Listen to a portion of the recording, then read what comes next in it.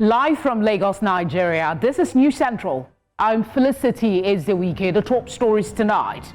Supreme Court upholds death sentence for Maryam Sanda over killing of her husband. Court remands former Labour Minister Chris Ngige in Kuje prison over alleged 2.2 billion naira contract fraud. Former Defense Minister and leading opposition figure in Benin Republic, Candid Ezenai, arrested days after aborted coup. In business, federal government approved 6.43 trillion naira projects to boost ports, power and private sector investments. Sports barely weeks after losing out on 2030 Commonwealth Games hosting rights, Nigeria submits bid to host 2031 African Games.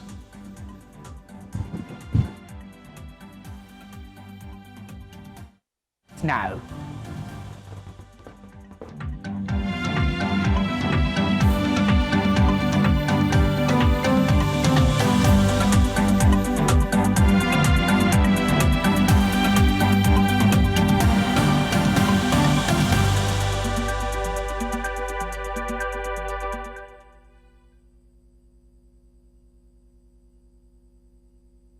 We begin tonight with the Supreme Court's judgment upholding the death sentence slammed on Maryam Sanda over the killing of her husband, Bilyamin Bello. Sanda was convicted on January 27, 2020 by an Abuja High Court, which found her guilty of fatally stabbing Bello at their Maitama home in 2017. She was subsequently sentenced to death by hanging. She had spent about 6 years and 8 months at the Suleja Correctional Center before President Bola Tinubu granted her clemency, reducing the sentence to 12 years imprisonment. Let's turn now to legal practitioner Tunji Abdulhamid to help us understand this judgment by the Supreme Court on the case. I mean, this is just coming off the presidential clemency that was given to her by President Tinubu. Thank you very much for being here with us. The Supreme Court faulted Tinubu's intervention, ruling that it was inappropriate for the executive to grant clemency in a homicide case while an appeal was still pending. This is a report on the Punch. My worry here is, weren't there any legal advice knowing that this is sub judice, or is there something we're missing? That is unfortunate that probably there was no proper legal advice, or probably did not even consider the fact that there's an appeal pending. Apparently, the exercise of the power conferred on the president in section 175 of the Constitution was wrongly exercised. In fact, it was prematurely exercised because the Supreme Court has said it in 2005 in the case of Solola against the state that the head of state or the president cannot exercise the power of pardon while appeal is pending, and this is the case in this matter. You recall that Maria was sentenced to death sentence, and she appealed to Court of Appeal, and Court of Appeal upheld the decision of the lower court, and there's an appeal pending before the Supreme Court. But while that was pending, the president exercised his pardon. It was prematurely exercised, and it's contrary to the principle established long time ago by the Supreme Court, and that's why they are taking this position today. That look, they are retracing their position that look, the president cannot exercise his power when an appeal is pending. That's not, they are not saying the president does not have the power to pardon, but they are saying once an appeal is pending, you must wait for the conclusion of that appeal before you can exercise that right. And in other words, it's premature and it's not yet right for the president to exercise such power. It's unfortunate that the president did not get proper legal counseling before exercising that right. And it's embarrassing. Okay, this is an important, would I say, omission or a mistake on the part of the legal team on the presidential side. Does it give worry that this might be an indication of some of the decisions that are made without a thorough think through or reaching out to experts who would advise on the best course of action? You are right. It's embarrassing, but unfortunately, I have so much respect for our what's it called, the Attorney General of the Federation. Apparently, maybe he was not carried along. Why this? In fact, it was even in his office. He should know is that we should be aware of this case. He gave the advice because I think it was the chairman of the prerogative committee that was set up. So he cannot say he wasn't aware. And the Federal Minister of Justice, I believe, are the one that will be prosecuting that matter. So they must be aware of it. It's embarrassing. Probably they took it for granted, thinking that Nigeria nothing will happen, or probably upon that grant, the appeal will be withdrawn. If Maryam has withdrawn the appeal, probably she will not be in this position. But unfortunately, she thought the Supreme Court to upturn the death sentence and reduce it and quash the judgment of the lower court. Probably that's what she was thinking. If she is aware, if she's aware that the Supreme Court will go in this line, probably would have withdrawn his what's it called? The appeal. Withdraw his. It was an important clarification you made about the fact that the Supreme Court ruling does not mean that in any way question presidential powers on clemency. But what does this mean for the limits of that presidential powers on clemency under Nigerian law, or is this already established? This power of pardon can only be exercised after a conviction has been established. You must have been convicted. It cannot be done before conviction, and that's what I say. And if there's a conviction and you are already appealing against that conviction, you cannot. They have to wait the conclusion of the appeal regarding that conviction before you can say you want to exercise that power. So what has happened by the Supreme Court has done is to check the executive, because that is the essence of the check and balances and the separation of power that we're operating. The Supreme Court, I have to commend them that they stand by the law and trying to rule the president in order. So, president, this is your power, this is your limits. You cannot go beyond this. So, I think for me, it's a kind of a check and balances on our system. And if we continue in this manner, it will help our system to grow. But that means that will tell the president that it's not everything that you will do that you go and scot-free in that regard. So, for me, the court is asserting its authority as a supervisor or of the executive in terms of exercise of their power. Are you expecting a response from the government regarding the Supreme Court judgment? That is on the one hand. And then on the other part, there have been mixed reactions to the verdict. And then if you take into consideration the presidential explanation given for granting clemency to Sanda, should the court perhaps balance justice, public sentiment, and executive intervention in cases like this where there seem to be other consideration? No, like I said earlier, there's nothing bad in president granting a pardon to anybody, whether for murder or anything. The president has a discretion power to do so. But this case because it's a different case because the matter is still pending in court. In other words, the matter has not been concluded.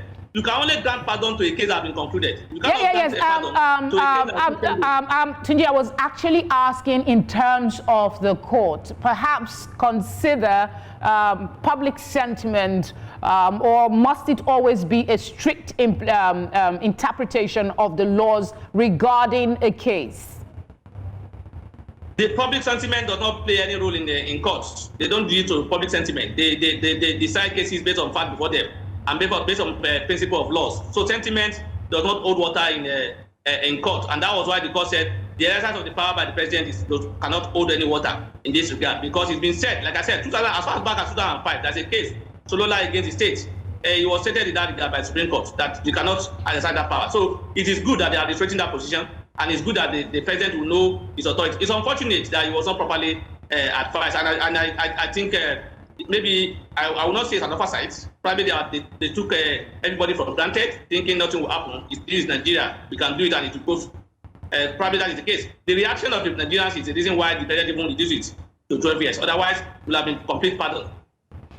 Okay, the death penalty still legal in Nigeria. I know there are other cases where people. The Supreme Court has taken its decision, and that should be fine as far as I'm concerned. Supreme Court has the final say in this. Of course, we agree on that. I mean, even the layman understand that the Supreme Court is the highest court in the land. But I'm talking about Nigeria's take on death penalty. Do you see this case and other similar instances where people were saying temper justice with mercy, reigniting debates about, you know, the effectiveness or application of the death penalty in today's reality? Yeah, there has been a lot of debate in that regard. People are talking about this. But I am one of those who don't believe that death sentence in Nigeria could be a detriment, could serve as any detriment, because there are so many cases where death penalty are imposed, and yet people are still committing the offense. There are so many people that have been sentenced to death. Nobody has they've not been executed. So for me, life in prison is even more preferable for me as far as I'm concerned, because when you are in prison and you don't know when you'll be out, you even be more. How do I put it? It will affect you more than when you are gone. When you are gone, you don't even understand what is happening again. But you will regret your action while in custody, while there. And I believe like life imprisonment should replace a death sentence. I'm not a fan of a death sentence. All right, thank you very much for speaking with us. We appreciate your time and the explanations given. Thank you for having me. It's my pleasure to be with you. Thank you. Staying with court matters, the High Court of the Federal Capital Territory has ordered the remand of former Minister of Labour and Employment Chris Ngige at the Kuje Custodial Facility. Ngige was taken into custody following his arraignment before Justice Maryam Sanda, where he pleaded not guilty to an 8-count charge bordering on alleged contract fraud. Our correspondent Joshua Imarai reports from the court. Former Minister of Labour and Employment under the administration of the late President Muhammadu Buhari, Chris Ngige, appeared in court after spending nearly 3 days in the custody of the Economic and Financial Crimes Commission. When proceedings commenced, Ngige was arraigned and he pleaded not guilty to all 8 counts filed against him by Nigeria's anti-graft agency, the EFCC.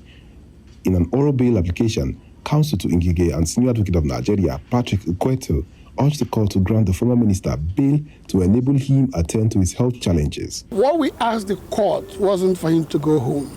We wanted to ask the court, and we asked the court that because of his health condition, indeed even the EFCC agreed that he's not well, and because of his health condition, he needs to have access to medical attention. Now, unfortunately, they don't have that at the EFCC. And what I asked the court was to allow that whilst he's anywhere, whether it's Kuje Custodial Center or wherever he is, that he may have access to medical attention. That's what I asked the court for. The request was opposed by EFCC's prosecuting counsel and Senior Advocate of Nigeria, Silvanus Tahir. Tahir informed the court that the defendant had already filed a bail application and argued that Ngige posed a flight risk. He explained that the defendant was previously released with his passport, which was in EFCC's custody, to enable him travel for medical treatment abroad on the condition that he would return the document afterwards. But the prosecution says Ngige did not return his passport before his recent arrest. Tahir therefore urged the court to remand him at the Kuje Custodial Facility. Naturally, before commencement of trial, the place of abode for him shall be nowhere other than the correctional center. And that's the application we made to the Honorable Court. But they desired that the man should just walk home from here, while there is a pending formal bail application that has been filed before the Honorable Court, which we, the prosecution, need to react to. Responding, counsel to the defendant told the court that Ngige was unable to return the passport because his travel bag containing the document was lost and that a report had been filed at the Nigerian High Commission in London. Justice Maryam Sanda subsequently ordered that the former Labour Minister be remanded at the Kuje Custodial Facility until Monday, 15 December 2025, when his formal bail application will be heard. In Abuja, from the Central, I am Joshua Marai. Coming up, federal government temporarily opens a section of Lagos-Calabar Coastal Highway ahead of festive season. Stay with us.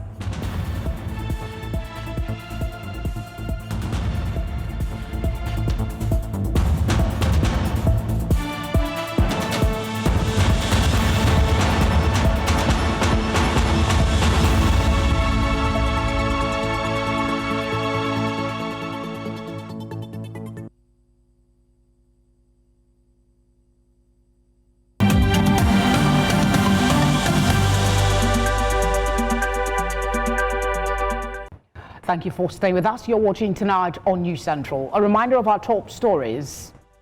Supreme Court upholds death sentence for Maryam Sanda over killing of her husband. Court remands former Labour Minister Chris Ngige in Kuje prison over alleged 2.2 billion naira contract fraud. Former Defense Minister and leading opposition figure in Benin Republic, Candide Azanai, arrested days after aborted coup. The federal government has temporarily opened Section 1 of the Lagos-Calabar Coastal Highway to ease movement for the festive season. The road, stretching from Ahmadu Bello Junction to Eleko Village Junction, marks the first completed portion of the massive 750-kilometer coastal project. News Central's correspondent, Israel Iferobo, has the story. Anticipation, the federal government has temporarily opened the first 47.4 kilometers of the Lagos-Calabar Coastal Highway.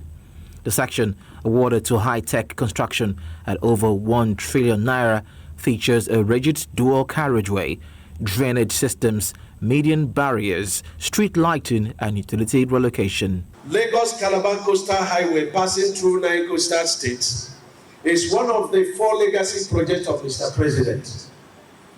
We've opened in Lagos-Calabar the first legacy project. We've opened 4 sections, and that is Section 1, Lagos to Lagos, 47.47 kilometers by 6 lanes. It has street lights, it has reinforced concrete pavement, it has CCTV, it's going to address houses where we attend to any situation within 5 minutes. The highway, one of the administration's 4 legacy projects, will run across 9 coastal states before terminating in Cross River. The Lagos-Calabar Coastal Highway stands as a testament to its visionary leadership, one that not only seeks to modernize our transportation corridors, but to unlock the immense economic potential of Nigeria and the entire sub-Saharan region. Lagos State says the project will drastically reduce travel time and stimulate nationwide development. With improved connectivity and reduced travel time, businesses will be able to operate more efficiently and people will have more time to focus on their work. This will lead to increased productivity and economic growth. I also express profound gratitude to the federal government of Nigeria and the Federal Ministry of Works for the thoughtful decision to temporarily open the Lagos-Calabar Coastal Highway Section 1 for use by commuters.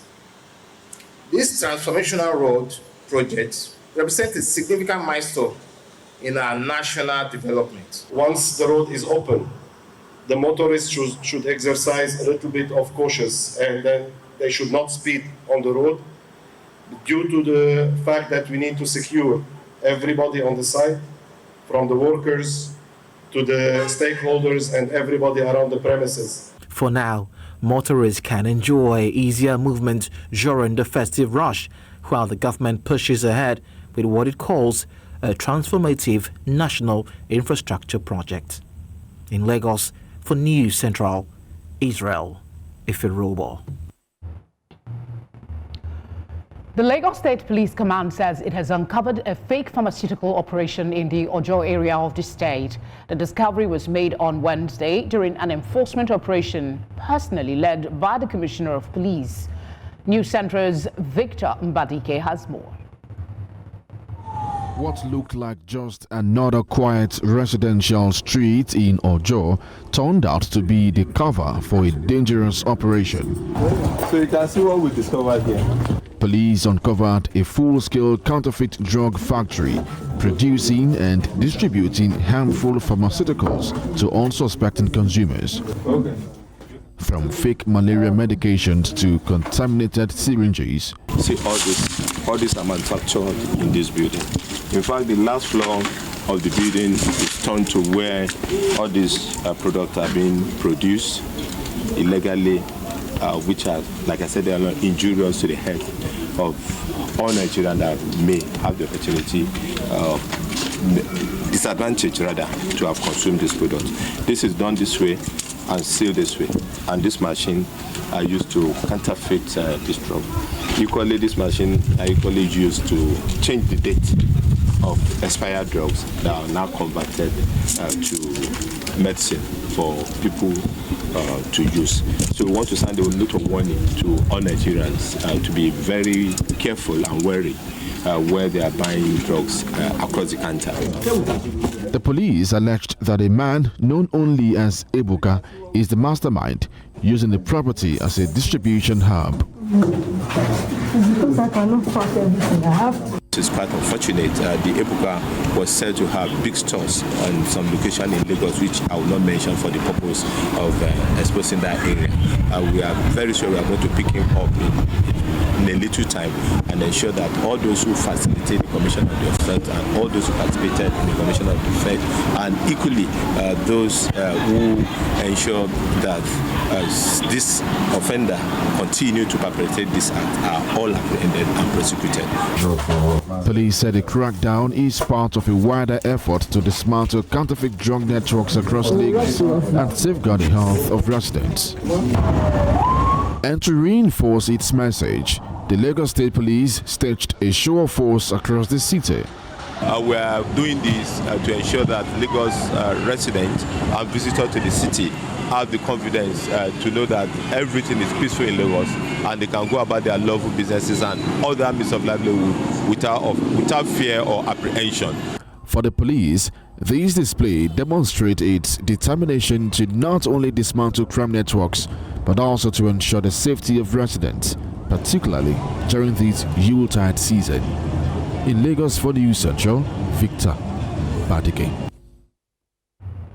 Still in Lagos, security in the state is taking a new leap as the state government unveiled upgraded operational vehicles and outlined a more technology-driven policing approach. This was at the 19th Annual Security Town Hall meeting with the theme, Building Trust, Enhancing Security, a new era of security and partnerships.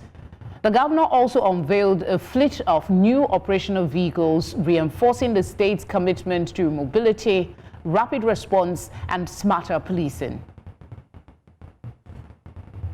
This year's theme, Building Trust, Enhancing Security, and a new era of security and partnership. It does reflect the very philosophy of the Lagos State Security Trust Fund and the direction of our administration. It speaks to the foundation upon which security thrives. Trust in institutions, trust in confidence in leadership, and a shared responsibility between government and the people. This town hall meeting is a reaffirmation of our collective commitment to safeguarding lives, properties, and investment, and more importantly, the future of Lagos. It is an affirmation that security of the state is not solely the responsibility of government, but a shared duty, a covenant between government and the private sector, communities, and every resident in our state. Our police officers and that of other security and safety agencies have demonstrated courage, professionalism, and resilience in the face of evolving trends in the discharge of their duties, obligations, and in law enforcement generally. Staying with security matters, the Nigeria Labour Congress (NLC) has declared a nationwide protest for December the 17th, 2025 over the degenerating security situation across the country. In a notice issued to all state councils after its National Executive Committee NEC in session meeting, the Labour group condemned the rampant activities of bandits and kidnappers across the country. The group singled out the November 17 abduction of female students from a boarding school in Kebbi State. The NLC expressed outrage over the withdrawal of security personnel from the school shortly before the incident, describing it as a dastardly and criminal act that demands immediate investigation and prosecution.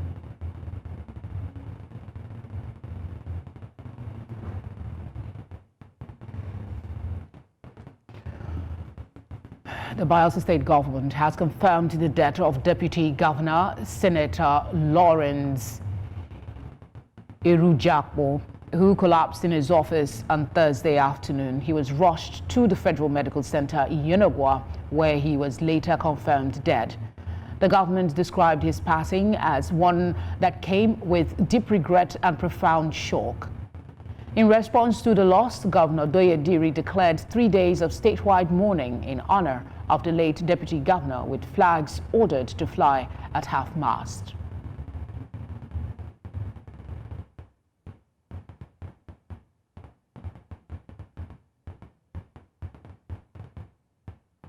Over now to Rivers State. The Tony Okocha-led APC in the state has officially documented the governor of Rivers State, Siminalayi Fubara, as a member of the APC.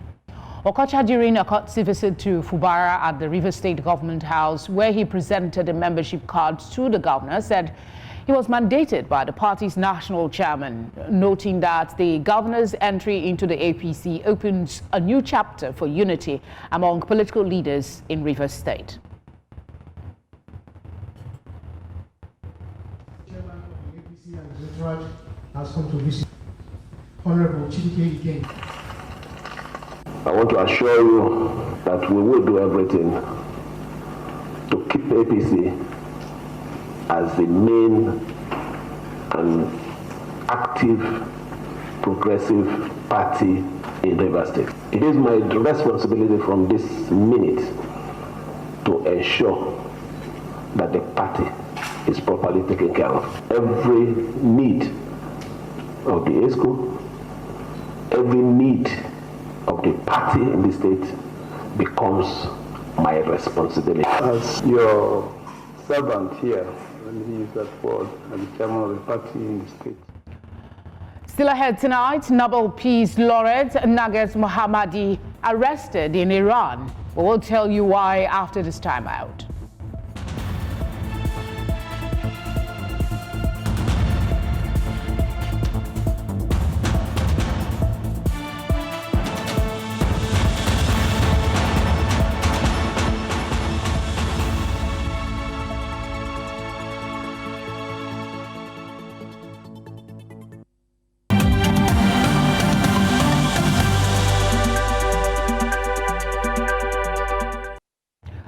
Away from Nigeria, former defense minister and leading opposition figure of Benin Republic, Candide Ezanaye, has been arrested in Cotonou.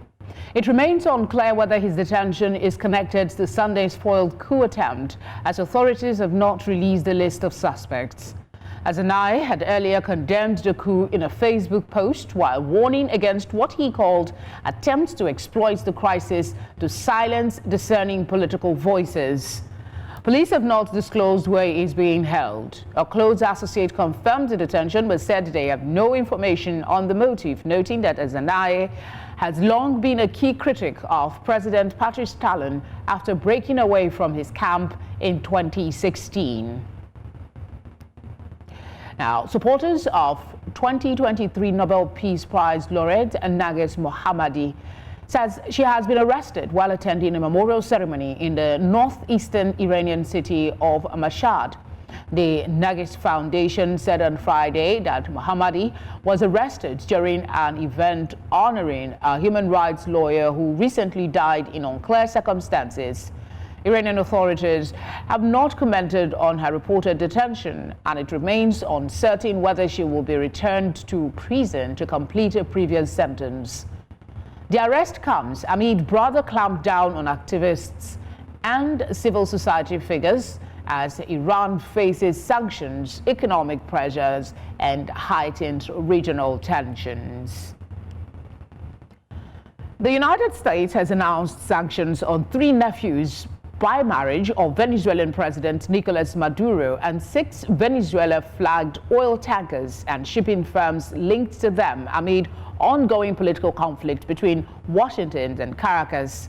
This latest move by Donald Trump's administration on Thursday came just 1 day after U.S. forces seized another oil tanker, the Skipper, just off the coast of Venezuela. Since September, the U.S. has carried out at least 21 deadly strikes on alleged drug smuggling boats in the Caribbean Sea, killing more than 80 people. The White House has justified the attacks as necessary to stem the flow of illegal drugs into the U.S. And from the Venezuelan side, the Interior Ministry said in a statement late on Thursday that the United States has suspended a migrant repatriation flight which had been set to arrive on Friday amid months of high tensions between the two countries. The U.S. is executing a large-scale military buildup in the southern Caribbean as President Donald Trump campaigns for the ouster of Venezuelan leader Nicolas Maduro. The ministry added it is confident the U.S. will rectify the situation sooner than later. Repatriation flights, which this year have returned more than 18,000 Venezuelans, mostly from the U.S., were briefly halted earlier this month after Trump said Venezuelan airspace should be considered closed. For this conversation, we have Alexander von Rugen, a global policy expert. He's a familiar face here. Thank you very much for joining us.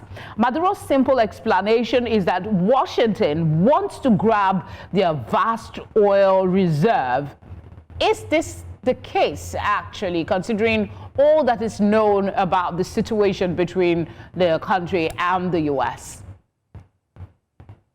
Well, I think his comment isn't 100% wrong. I think the end game is to consolidate Venezuelan oil, which is one of the largest reserves in the world. But it's a deflection against other guilt. I mean, if you're a drug dealer and you're a money launderer and you're supporting terrorism, to say someone's after the assets of your country is a deflection. I mean, let's deal with the real problem at hand here. What are the reasons for the sanctions? Why is the U.S. surrounding Venezuela? They want to put a stop to a lot of things. But I think the deal-making part of it, as Trump would say, would be to cash in on the oil. What are the implications here of the U.S. seizing oil tankers off Venezuela's coast under international law? Well, under international law, there's guidelines for it. Piracy, slavery, unauthorized broadcasting of all things, hot pursuit when a chase is initiated in sovereign territory and goes into international waters, and stateless vessels. So there's a new term that's emerged both in Russia and Iran and now Venezuela, shadow fleets. Shadow fleets are referred to oil tankers that are moving sanctioned fuel around the world, either impersonating other vessels, not flying under a specific flag, or flying under multiple flags to confuse anyone that might be watching. And I think we have to watch this closely as this unravels, because one of any of the above I just mentioned may be the reasons that the U.S. justifies the seizure of a vessel. Basically, it's complicated, and that plays into Trump's favor because it's not black or white. He really wants to cripple Venezuela. He wants to take the sanctioned fuel, and they've already made an announcement they will sell it in the U.S. They don't talk about the ownership of the vessels yet, because I think that's a legal question that still has to be addressed. Much like, shall we say, the Russian yachts that were seized in Europe from oligarchs. Europe's got a problem now whether they can sell the monies from those seized vessels if it's really legal. That's a question complicating the EU right now as well. It's not related to Venezuela, but it's related into actions here internationally. Beyond halting repatriation flights, the U.S. has stressed its determination to deny financial lifelines to the Maduro government, which he says uses it to oppress Venezuelans. You said something about Trump, getting at Venezuela, and I mean, there's the drug fights and all of that. Is this strategy going to work in the long term? Well, it has to. I mean, in the past, this is not new. Sanctions in Venezuela have been on for many, many years, since Chavez was still the leader of the country. The U.S. State Department lifted sanctions pursuant to special licenses for humanitarian support. So Venezuela was not restricted from selling all of its oil. the U.S. wanted to see a responsible tract of that fund coming in, that it was going to support humanitarian efforts. That is murky waters right now, it's fair to say. Is there any significance to the targeted sanctions being meted out to Maduro's family and business associate that, we should consider? Absolutely. The more pressure you put on someone's family, it becomes family pressure.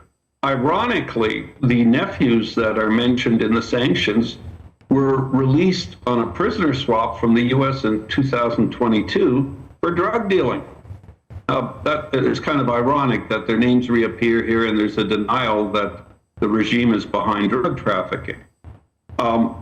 The only reason U.S. has not invaded Venezuela, it's not committing a genocide. It's not at war from within. It doesn't have the typical reasons to get a UN endorsement of an invasion. So Trump won't break those rules. He's not going to invade.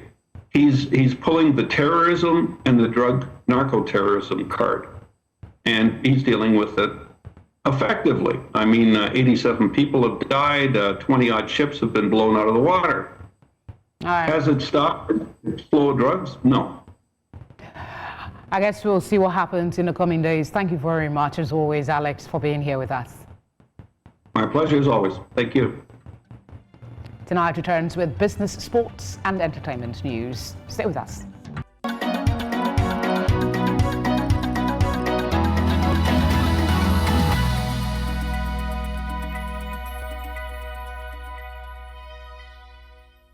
This segment is brought to you by MoneyPoint.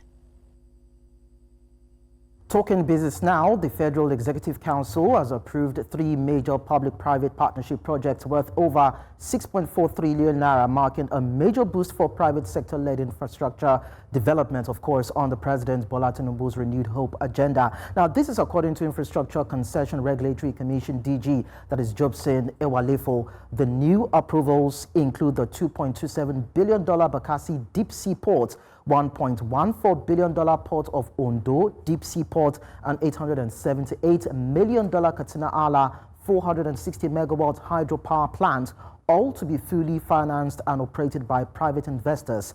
With these approvals, the number of PPP projects cleared in 2025 has exceeded 13 across ports, aviation, power, and health. Away from that, PZ Cousins will retain its Africa business, rejecting undervalued offers while targeting expansion in men's grooming and beauty, leveraging Nigeria and Kenya hubs amid strong growth. President of the Association of Small Business Owners of Nigeria, Dr. Femi Edeshola, shared these insights in this video. More jobs in the country, because many global companies will continue to see reason to stay in Nigeria, or perhaps return to Nigeria if they've left before. And I also see a number of MSMEs transforming to bigger conglomerates over time because of the environment we are beginning to create in the country and by extension in Africa. So Nigeria remains the emerging market. Africa remains the emerging market. Our population remains at high growth level, and that's a key indicator for any global company to see need to come to do business in Nigeria and by extension in Africa. And for that to happen, global companies must be... Let's go on a break now. When we return, it will be time for sports. Of course, stock market report before sports. Stay with us.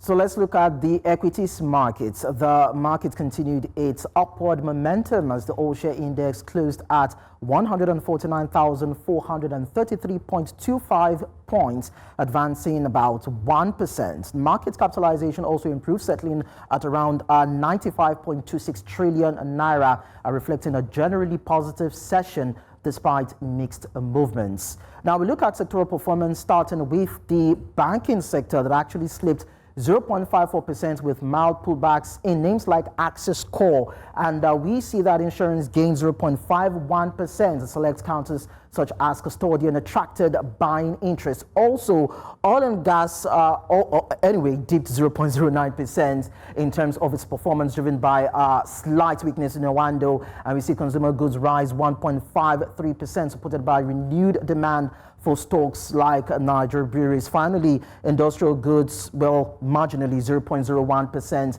just as we tracked as of yesterday, with cement majors trading largely flat. And that's how the market performed for today. I am Lekon Obanjo, and that's Business News.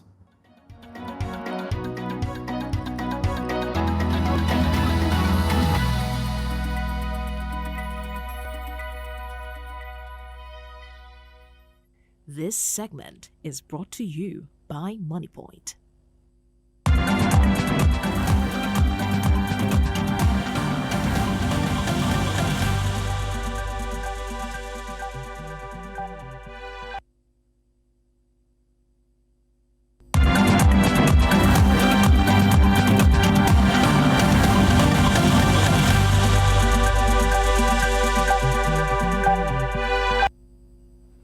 And now to sports. Nigeria has formally submitted its bid to the African Union Sports Council to host the 2031 African Games, signaling the nation's ambition to once again welcome Africa's premier multi-sport event nearly 25 years after the successful hosting of the 2003 edition. The bid presentation was made during high-level engagement with the AUSC, where Nigeria reaffirmed its readiness and capacity to stage a world-class continental festival. Nigeria has recently demonstrated exceptional organizational capability by successfully hosting a series of major international sporting events. This include the CAA Africa Under-18 Under-20 Athletics Championships, the E1 Series, the ITTF Africa Youth Table Tennis Championships, and Men's Fencing Junior World Cup, amongst others. And now to athletics. Nigerian sprinter Gotin Ogene-Brume, popularly known as Godson Brume, has pleaded guilty in the United States to unlawful possession of firearm while on a non-immigrant visa, according to the U.S. Attorney Office for the Middle District of Louisiana. Now, U.S. Attorney Cortel Wall confirmed that the 22-year-old entered the plea before Chief Judge Shirley Dick, admitting to possessing a firearm while in the country on an F1 student visa. Now, the offense, which occurred on 7th of February 2025, carries a maximum penalty of 15 years in prison, a $250,000 fine, and up to 3 years of supervised release. Authorities also stated that Brume could face removal from the United States after serving his sentence. The case was handled by federal investigators, including Homeland Security and the ATF. And out of football, the Indomitable Lions of Cameroon has officially unveiled its new kit for the 2025 Africa Cup of Nations in Morocco, with football legend and Fecafoot president Samuel Eto'o modeling the new kit in a full surprise appearance, which of course drew loud applause during the press presentation. The unveiling ceremony, held on Friday, thrilled fans as the Indomitable Lions showcase a bold, modern design that blends Cameroon's traditional colors with contemporary detailing reflecting the nation's rich football heritage. Cameroon will debut the new kit when they kick off their AFCON campaign later this month. The Indomitable Lions are drawn in Group F alongside Gabon, defending champions Ivory Coast, and Mozambique, aiming to add to their 5 African titles. And out to football in Europe, Liverpool forward Mohamed Salah is back in the squad for Saturday's Premier League match against Brighton after positive talks with head coach Arne Slot on Friday. The decision comes as Liverpool deal with several injury absence, with Slot acting in the club's best interest. Salah had been left out of the travelling squad for the Champions League trip to Inter Milan following intentions with Slot, which he described as a breakdown in their relationship. The forward also caused a stir after Liverpool's 3-3 draw with Leeds, hinting that Saturday's game could be his final appearance at Anfield. Slot confirmed in Friday's press conference that he wants Salah to stay, adding that discussions with the player and his agent will continue while he is at the Africa Cup of Nations in Morocco. And that wraps it up on Sports Update. I'm Favor Itua. Tonight continues with entertainment.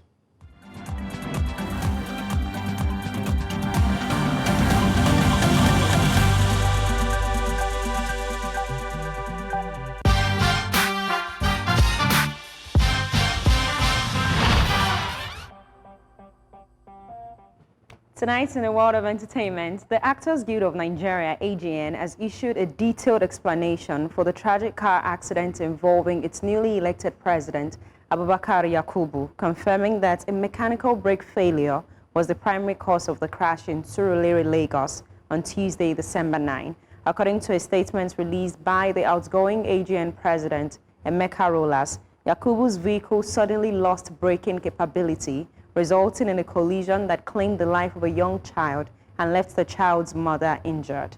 The woman is currently receiving medical care, and the newly elected AGN president, who narrowly defeated seasoned actress Rita Daniels in a closely contested election shortly before the accident, fully cooperated with law enforcement and emergency responders at the scene, authorities confirmed.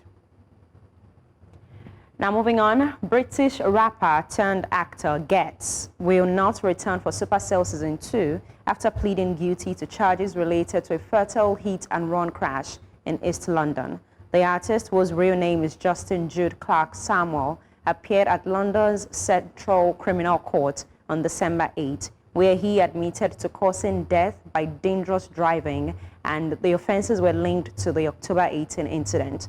Police say Getz was driving at more than twice the speed limit when his BMW struck 20-year-old pedestrian Yubin Tamang, who died 2 days later from his injuries. The Metropolitan Police noted that the rapper's guilty plea came after a thorough investigation by collision specialists who gathered evidence that left him with little choice but to admit his role in the tragedy. With production of Supercell Season 2 underway, sources report that Getz, who played fan-favorite character Crazy in Season 1, will not feature in the new episodes, and the creative team has written him out of future storylines. And that's it on Entertainment News for tonight. My name is Kate Adeogun.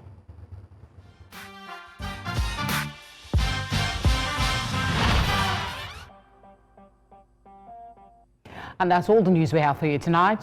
But before we go, a quick recap of the major stories. Supreme Court upholds death sentence for Maryam Sanda over killing of her husband. Court remands former Labour Minister Chris Ngige in Kuje prison over alleged 2.2 billion naira contract fraud. Former Defense Minister and leading opposition figure in Benin Republic, Kandida Zani, arrested days after aborted coup. As always, we would appreciate your feedback. Share them using the number on your screen. You can also follow us on all social media platforms at News Central TV. You can watch live on DSTV channel 422, GoTV channel 23, Star Times channel 274, Avo TV, and on YouTube. As always, thank you very much for your kind attention. Have a good night.